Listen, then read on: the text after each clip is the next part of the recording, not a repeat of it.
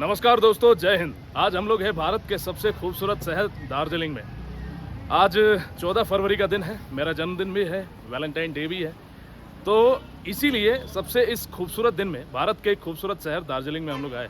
पश्चिम बंगाल में स्थित यह दार्जिलिंग शहर 2134 मीटर ऊपर ऊंचाई पर स्थित है। दार्जिलिंग की खूबसूरती के बारे में क्या ही बताया जाए। आप यहाँ आएंगे तभी महसूस कर पाएंगे। एक छोटे से कैमरे से इसके खूबसूरती को कैप्चर करना बहुत मुश्किल है, लेकिन जब यहाँ आप आएंगे, इसको फील करेंगे, महसूस करेंगे, तब आप लोगों को इसकी खूबसूरती का अंदाज़ा लग पाएगा। जब आप दार्जिलिंग आते हैं तो बस इसको जब चढ़ते हैं आप ऊपर, लगभग 50 से 60 किलोमीटर ऊपर आपको चढ़ना होता है सुमो गाड़ी के माध्यम से, तभी आपको इसकी खूबसूरती का अंदाज़ा हो जाता है। अगर आप दार्जिलिंग शहर आना चाहते हैं तो छोटा सा एक रूट मैं आप लोगों को बता दूं। सबसे पहले आप लोगों को अपने नज़दीकी रेलवे स्टेशन से सिलीगुड़ी या न्यू जलपाईगुड़ी रेलवे स्टेशन आना है, या अगर हवाई जहाज़ से आप आ रहे हैं बागडोगरा एयरपोर्ट में आप लोगों को उतरना है। वहाँ से आप लोगों को टैक्सी मिल जाएगा, शेयरिंग टैक्सी मिल जाएगा। इसके अलावा आप लोगों को सुमो आप रिजर्व करके भी आ सकते हैं। यहाँ पर मैक्सिमम जो गाड़ी आती है वो बुलेरो, सुमो, ये सब गाड़ी ही आती है, क्योंकि अन्य गाड़ियों को इतना ऊपर आने में बड़ा कष्ट होगा, इसीलिए वो सारी गाड़ियाँ ही यहाँ पर आती है। और बाकी इस वीडियो में, इस ट्रैवलिंग ब्लॉग में मैं आप लोगों को पूरा दार्जिलिंग शहर घुमाऊंगा, पूरा दार्जिलिंग घुमाऊंगा, और इसके जितने भी टूरिस्ट अट्रैक्शन प्लेस है, जितने भी मस्ट विजिटेड प्लेस है, वहाँ पर मैं आप लोगों को घुमाऊंगा। ठीक है, आप इसकी खूबसूरती का अंदाज़ा इसी बात से लगाओ कि आप इनकी सड़कों को देखो। आज भी अगर बात करो, दार्जिलिंग शहर लगता है कि हम लोग भारत में नहीं है। ठीक है, ऐसा आपको लगेगा एकदम पहाड़ों के ऊपर में। मैं कैसे बताऊँ आपको। खैर, जब आप पूरे ब्लॉग को देखेंगे, पूरे वीडियो को देखेंगे, तब आप समझ ही जाएंगे। दार्जिलिंग की कहानी के बारे में जब हम लोग बताते हैं, ब्रिटिश सैनिकों ने, ब्रिटिश अफसरों ने अपने रहने के लिए इस जगह को ढूंढा था। जब नेपाल के साथ ब्रिटिशर्स का लड़ाई हो रहा था, युद्ध हो रहा था, तो प्राचीन समय में सिक्किम को ढूंढने के लिए, सिक्किम के रास्ते नेपाल में प्रवेश करने के लिए एक गुप्त रास्ते की तलाश में ब्रिटिश अफसरों ने इस दार्जिलिंग नामक स्थान को ढूंढा। और जब लंदन की तरह सूटेबल जगह उन लोगों को लगी, तो धीरे धीरे ब्रिटिशर्स ने इसे अपने रहने लायक बनाया। इसलिए आप बहुत सारी इमारतों को, ब्रिटिश ज़माने की बहुत सारी इमारतों को दार्जिलिंग शहर में देख पाएंगे। खैर, बाकी बातें आगे वीडियो में मैं आप लोगों को दिखाता हूँ।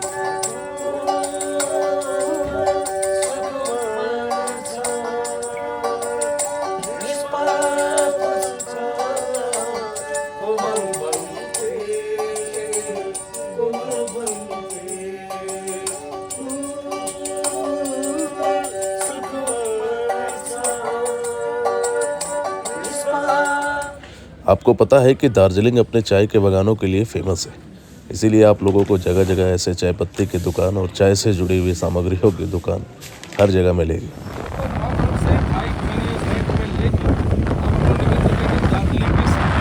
रास्ते बहुत खतरनाक है, पहाड़ है, पर्वत है, रास्ते बहुत डेंजर है बाइक चलाने के लिए, लेकिन भैया एडवेंचर का मजा तो खतरनाक चीज़ों से होकर के गुजरने में ही है। अभी हम लोग निकल रहे हैं HMI की तरफ, हिमालयन इंस्टीट्यूट की तरफ बढ़ रहे हैं। साथ ही साथ वहाँ पे घूम मोनेस्ट्री घूमेंगे, साथ ही साथ रोपवे का मजा लेंगे। ठीक है, आज धूप नहीं थी, लेकिन अब थोड़ा सा धूप आया है, तो फिर हम लोगों को भी आनंद है। क्योंकि देखो, दार्जिलिंग एक ऐसा जगह है जहाँ मौसम कब बदल जाए इसके बारे में कोई कुछ नहीं कर सकता। तो इसीलिए अभी देखो, सडनली आपका बहुत ज़्यादा क्लाउडी मौसम था, लग रहा था कि बारिश होगा, अभी धूप आया है। धूप आया है तो बहुत सारे शानदार नज़ारे जो है हम लोग इस धूप में देख पाएंगे। धूप में ही फोटो वीडियोज़ वगैरह भी अच्छा है।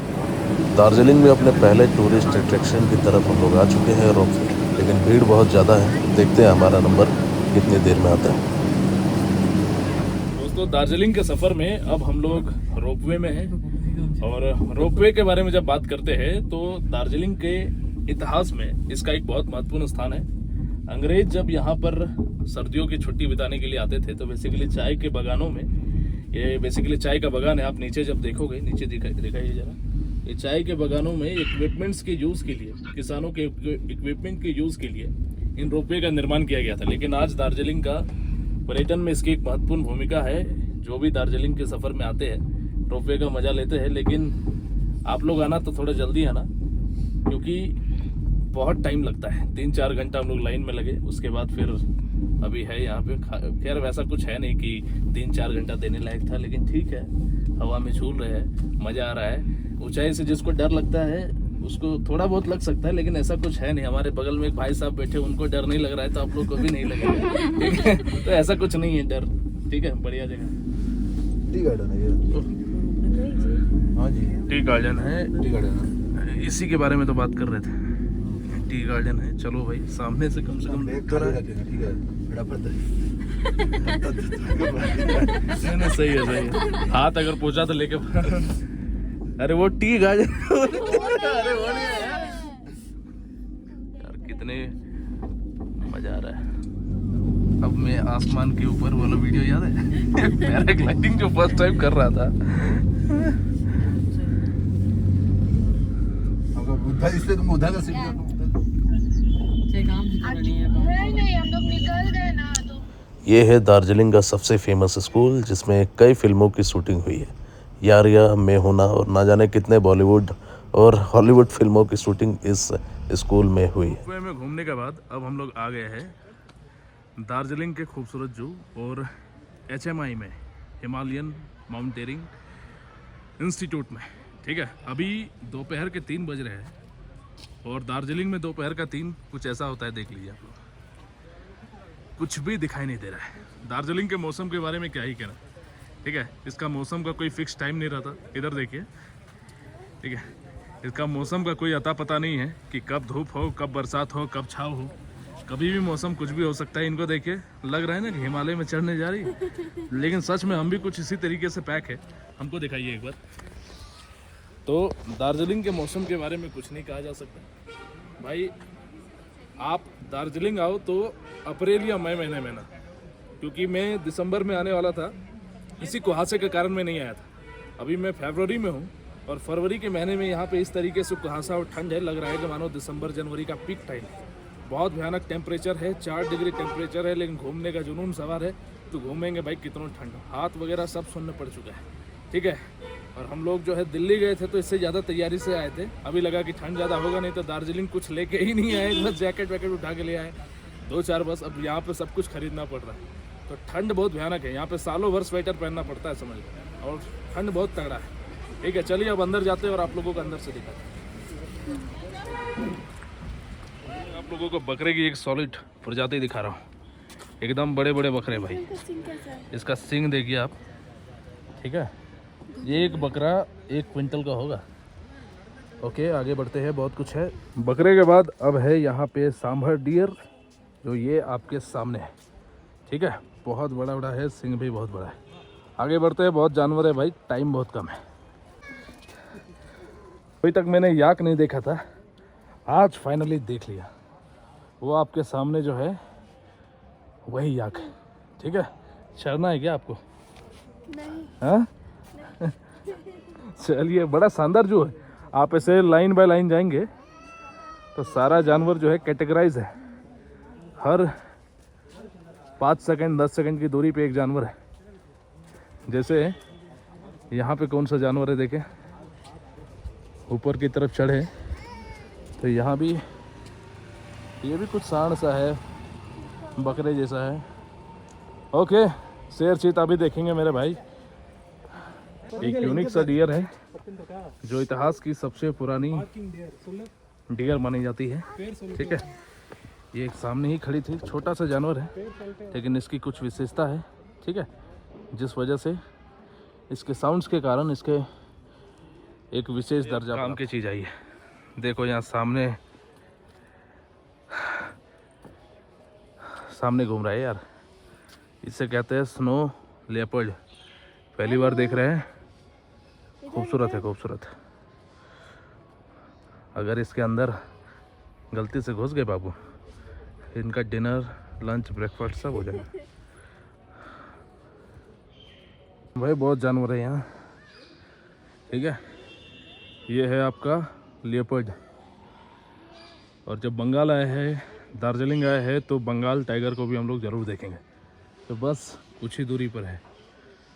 ओह, बहुत जानवर है यहाँ, ज़रूर आना, मस्ट विजिट प्लेस है दार्जिलिंग में, ठीक है। रोपवे अगर आप आते हैं या HMI आते हैं तो HMI और ये जो दार्जिलिंग जो है, दोनों एक ही जगह। अब आप लोग सोच रहे होंगे इतने लोग किसका इंतज़ार कर रहे हैं, किधर देखिए थालापति आ रहा है भाई, असली थालापति यही है। तो पीछे का म्यूजिक लगा देता। आजा भाई, भयंकर वाइट टाइगर है, बहुत सुंदर, बहुत तगड़ा। बंगाल टाइगर, वो क्या स्थान है।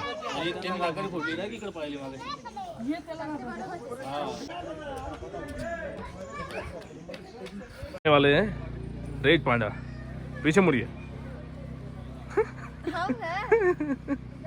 यहाँ है रेड पांडा यार। वो तगड़ा है, पहली बार देखे। घास कर रहा है ना। इस तोते की हाइट देख लो आप लोग, अंदाजा लगे या ना लगे, ये एक चील के बराबर हाइट है इसकी। ये है लेपर्ड कैट, ठीक है। देखिए लेपर्ड की तरह है इसका स्किन, लेकिन है ये एक बिल्ली। बड़े शानदार जानवर है जिसको पहले कभी नहीं देखा था, ठीक है। दार्जिलिंग जो आइएगा जरूर यहाँ विजिट कीजिएगा। ओह बड़ा तेज भाग रहा है ना। ये है हिमालयन पाम सीवेट, ठीक है। ऐसे ऐसे जानवर है जिसको पहले कभी नहीं देखे थे। चलो भाई, 110 रुपये टिकट का प्राइस है, बहुत महंगा लगा लेकिन पैसा वसूल है। दार्जिलिंग के मौसम के बारे में कुछ नहीं कह सकते। आज दार्जिलिंग में हमारा दूसरा दिन है। मौसम बहुत ख़राब है, ठीक है। यहाँ पे कब बारिश होगा, कब धूप होगा, कब ठंड पड़ने लगेगी, कब बर्फ़ गिरने लगेगा। बर्फ़ तो हालांकि नहीं, लेकिन ऐसा अनुमान है कि बर्फ़ अब दार्जिलिंग में आजकल में बताया जा रहा है मौसम विज्ञान के माध्यम से कि बर्फ़ भी गिर सकता है।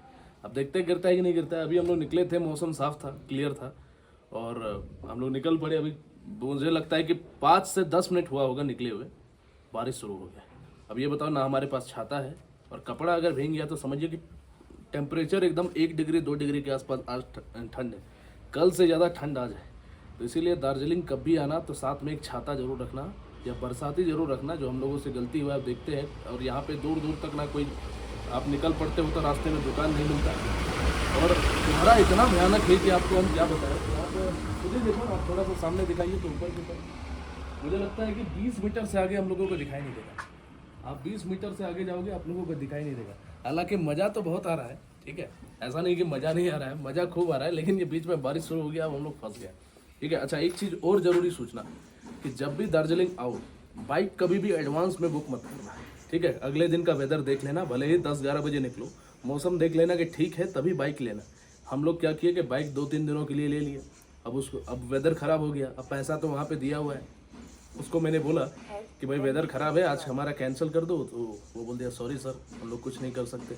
तो इसीलिए धूप देखना, मौसम देखना, तभी बाइक वगैरह आप लोग रेंट करवा, नहीं तो पैसा बेकार जाने वाला है। क्योंकि यहाँ से अगर मौसम साफ़ नहीं हुआ तो हम लोग तो बारिश का छूटने का इंतज़ार करेंगे और वापस रूम जाएंगे। अब देखते हैं। अभी हम लोग हैप्पी वैली जा रहे हैं, टी गार्डन, और पाइन फॉरेस्ट जा रहे हैं। बड़े बड़े जो पेड़ होते हैं ना, पाइन फॉरेस्ट, आप लोग रील में देखे होंगे। ये 2 जगह हम लोगों का जाने का प्लान है। अब देखते हैं पहुँच पाते हैं। 10 मिनट पहले पूरा कुहासा था, अभी थोड़ा सा खुला है। 20 मीटर की जगह 50 मीटर तक दिखाई दे रहा है। हैप्पी वैली हम लोग जा रहे थे, लेकिन फिर पता चला कि वहाँ पर सिर्फ टी गार्डन है। वहाँ पर आप वो जो ड्रेस होता है ना टी गार्डन में जो पहनने का, वो नहीं था। अब इनको वो ड्रेस पहनना है, ठीक है। ये एकदम लग रही है नेपाली, लग रही है ना। ये मिक्स हो जाएगी। देखो दार्जिलिंग में सिर्फ और सिर्फ नेपाली है। मतलब नेपाली जैसे लोग दिख रहे हैं। नेपाली लोग भी है, यहाँ के लोग मैक्सिमम लोग नेपाली भाषा बोल रहे हैं। मैक्सिमम लोगों को आ रहा है जो यहाँ के लोकल है। ऐसा यहाँ का कल्चर ही है कि आप यूँ समझो, आप लोगों को दिखाऊंगा भी मैं, बोल रहे हैं हिंदी लेकिन दिख रहे नेपाली। इंडियन है लेकिन नेपाली दिख रहे हैं, या चीन के लोग की तरह दिख रहे हैं, है ना। अब देखो मेरे पीछे देखिए, ये पूरा टी गार्डन है, लेकिन पूरा कुहासा से भरा हुआ है। अभी नीचे जाएंगे तभी आप लोगों को क्लियर दिखा पाएंगे। आज पहले से ज़्यादा तैयारी है, क्योंकि कल बहुत ठंड में कांपे थे, इसीलिए आज एकदम जितना सके जो मिला सो पहन के आए हैं। ये जो पूरा आप देख पा रहे हैं, यही है टी गार्डन, ठीक है। ये हैप्पी वैली नहीं है, हैप्पी वैली और ज़्यादा खूबसूरत है। समय मिलेगा तो कोशिश करेंगे कि हैप्पी वैली भी हम लोग जाएं। देखिए अभी बेसिकली रोड कंस्ट्रक्शन का काम चल रहा है, इसलिए ज़्यादा नीचे जाने नहीं दिया जा रहा है। हालांकि लोग फ़ोटो शूट करवाने के लिए वहाँ पर है ना। वहाँ पर ड्रेस लेकर के, ट्रेडिशनल जो यहाँ का ड्रेस है उसको पहन करके फ़ोटो खिंचवाएंगे। और ये बहुत एक्साइटेड है उस ड्रेस को पहनने के लिए। इधर देखिए ड्रेस चाहिए, ड्रेस पे फोटो खिंचवाना है? ऐसे ही चलते हैं ना, ऐसे ही तो आप नेपाली लग रहे हैं। ड्रेस पहन के ये पूरा आपका टी गार्डन है, ठीक है। अभी मौसम धीरे धीरे खुल रहा है तो कहीं ना कहीं अब फोटोज ठीक आएंगे। दार्जिलिंग में एक बात हमेशा याद रखना कि क्लाउड में फ़ोटो अच्छा नहीं आता है, इसीलिए धूप हर तरीके से इम्पोर्टेंट हो जाता है। अब देखिए क्लाउड छटते हुए उधर जा रहा है और इधर धीरे धीरे क्लाउड खुल रहा है। अब मौसम पूरी तरीके से साफ है और अब का व्यू आप देख सकते हैं। बादल अभी बस छटा है, अगर धूप आ जाए तो फिर यहाँ की सुंदरता लगातार बढ़ती चली जाएगी। बहुत सुंदर।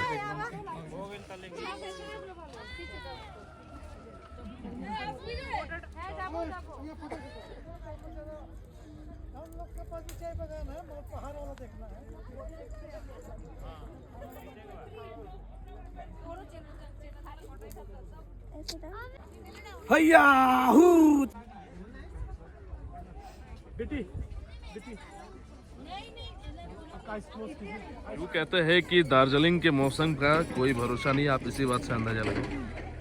जस्ट 10 मिनट पहले यहाँ पे सब लोग फोटो क्लिक करवा रहे थे, हम लोगों ने भी क्लिक करवाया, बहुत साफ था। 10 मिनट के अंदर देखिए क्या हाल है, कुछ भी नहीं कह सकते। यहाँ पे देखिए वो जो घर दिखाई देते थे पूरी तरीके से अब जो है जितना पहाड़ पर ऊपर बने हुए घर है, तो मैंने दिखाया था थोड़ी देर पहले, अब नहीं दिख रहा होगा। कमाल है भाई। नेचर का वास्तविक आनंद उठाना चाहते हो तो दार्जिलिंग आओ। नेचर आप लोगों को अपने अकॉर्डिंग चलना सिखाएगा। आप किसी भी चाय बागान में जब जाएंगे तो वहाँ पर आपको इस तरीके से चाय पत्ती मिल जाएगी। टेस्ट भी आप कर सकते हैं, टेस्ट करने के अकॉर्डिंग अगर आपको जो चाय अच्छा लगता है वो आप ले सकते हैं। बहुत सारे इस तरीके से दुकान लगी हुई है, चाय को टेस्ट कीजिए, बिल्कुल फ्री टेस्ट कीजिए, उसके बाद अपने घर आप ले जा सकते हैं अपना पसंदीदा चाय।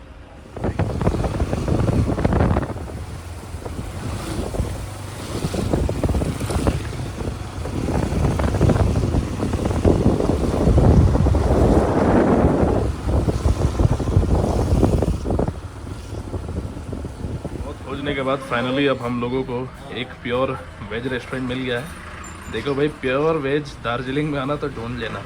और मैं तो यही सजेस्ट करूँगा कि कुछ दिन दार्जिलिंग आते हैं तो नॉनवेज खाना छोड़ दीजिए, क्योंकि यहाँ पे आपको क्या कहा जाए, हर तरह का मांस मिलता है, सब कुछ, ठीक है। चाहे वो काव हो, चाहे वो बफेलो हो, चाहे वो पिग हो, सब तरीके के मांस। और हम लोगों का देख कैसे दिमाग खराब हो गया। रोड में जैसे बकरी टंगे हुए होते हैं ना, वैसे ही टंगा हुआ था। और ये जहाँ पे मिल रहा है हम इनको बोल दे रहे हैं कि अपना सिर नीचे करो, ये आग बंद करके वहाँ से क्रॉस होती है। और मैं तो एक्सप्लोर करने वाला इंसान हूँ, तो हर एक चीज़ एक्सप्लोर करता हूँ। आप दार्जिलिंग में किसी भी होटल में जाएंगे थोड़ा सा खाना महंगा होगा, और जाहिर सा बात है इतने हाइट पे है तो बनता भी है ना। इतने हाइट पे 50-60 किलोमीटर ऊपर हाइट पे चढ़ करके आना, लगभग 2000 फीट पे के हाइट पे, तो लेकिन ठीक है, रेट इतना भी बहुत ज़्यादा ये नहीं है। और घर का खाना वाला फीलिंग तो थोड़ा सा या नहीं मिलेगा, थोड़ा अलग अलग मिलेगा। तो इसीलिए हम लोगों ने ऑर्डर किया है नेपाली आलू दम with dal fry and rice, और एक मंचूरियन एंड फ्राइड राइस। देखते हैं कैसा बना है। मेरा खाना आ गया है। यहाँ हम लोगों को पहली बार समोसा देखा। समोसा ऐसे होगा, समोसा तो कॉमन चीज़ है, समोसा टेस्टी है। और इस तरीके से कुछ बर्तन में खाना मिल रहा है, चावल और मंचूरियन। यहाँ दाल वाल नहीं मिलेगा यार, मिलेगा ऑर्डर देने पे दाल फ्राई वगैरह। इनका है दाल फ्राई। ये मेरा जो खाना है, इस चावल में सॉस वॉस मिला के जैसे चाउमीन बनाते हैं ना, वैसे ही ये चावल है। ठीक है, खाने में ख़राब नहीं है। इनको मिला है तगड़ा खाना, शाही खाना। ये नेपाली खाना का स्वाद एकदम इंडियन की तरह लग रहा है ना। तो जीरा राइस है और वो आलू दम है, नेपाली लिखा हुआ था। हम लोग बोले ट्राई करते हैं, एकदम इंडियन फूड लग रहा है, मस्त है। ये जो होटल जहाँ पे अभी हम लोगों ने खाना खाया, ये 1877 में उस टाइम से है। और मीठा बहुत अच्छा लगा, ठीक है, लग रहा था कि एकदम हमारे एरिया टाइप का मिठाई था यार। समोसा भी बहुत टेस्टी था। और ये तो लग रही है कि सारा मिठा उड़ा देंगे यार मिठाई की दीवार। तो आप आएंगे तो चर्च बाजार ये एरिया पड़ता है दार्जिलिंग में, आप नारायण दास के होटल में आ सकते हैं। खाना बहुत बढ़िया, हैप्पी वाले, जिसकी चर्चा आप लोगों ने काफ़ी सुनी होगी। बहुत बड़े एरिया में फैला हुआ ये चाय का बागान है, लेकिन इतने गलत टाइम पे आए कि आप देख सकते हैं।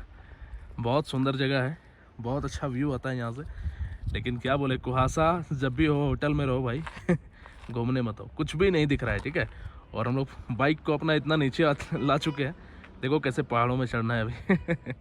अब यहाँ पे अगर गलती से पेट्रोल ख़त्म हो गया तब समझ लो क्या होने वाला है। ठीक है, इसीलिए अब डिसीजन है कि नीचे जाके कोई फ़ायदा है नहीं, वापस चलते हैं ऐसे ही। एक दूसरे टी गार्डन में हम लोग गए थे, वहाँ फ़ोटो वोटो ले लिया। हालांकि यहाँ व्यू देखने के लिए आए थे, लेकिन यहाँ का व्यू कुछ दिखे तब तो, नेचर नहीं चाहती है दिखाना, इसीलिए बार बार कहेंगे अप्रैल या मई महीने में दार्जिलिंग आया करो। लेकिन एक चीज़ इसमें अच्छा लगा कि दार्जिलिंग के ठंड को हम लोगों ने देख लिया कि दार्जिलिंग का ठंड क्या होता है। ठीक है, इस टेम्परेचर को आज से पहले कभी नहीं झेला था, लेकिन मज़ा आ रहा है। टी गार्डन से घूमने के बाद अब हम लोग जा रहे हैं पीस पगोड़ा की तरफ। आज मौसम इतना ख़राब है, कहीं जाने का मन नहीं है, लेकिन गाड़ी में हम लोगों ने ज़्यादा तेल भरवा लिया। अब रेंट पे गाड़ी है, ज़्यादा तेल भरवा लेने से फ़ायदा उसके हो जाएंगे। एक तो इतना ज़्यादा पैसा लगा है गाड़ी में, 1200 रुपये पर डे का लगता है, तो अब उस तेल को हम लोग खत्म करेंगे। इसीलिए कुहासा हो चाहे जो हो, आज ही घूमना है हम लोगों को, इसीलिए पीस पगोड़ा हम लोग लगता है पहुँच गए। नहीं, ओके, यही है आप लोगों का पीस पगोड़ा। ठीक है, बहुत हाइट पे है।